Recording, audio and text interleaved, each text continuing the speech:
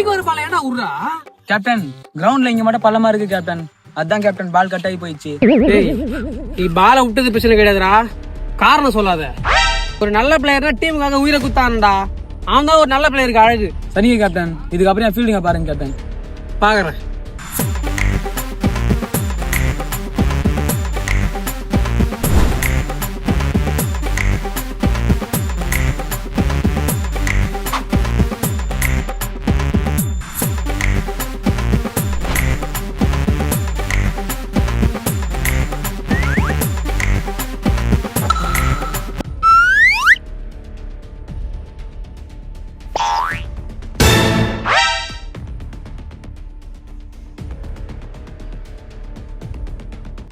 Captain செத்துட்டா captain.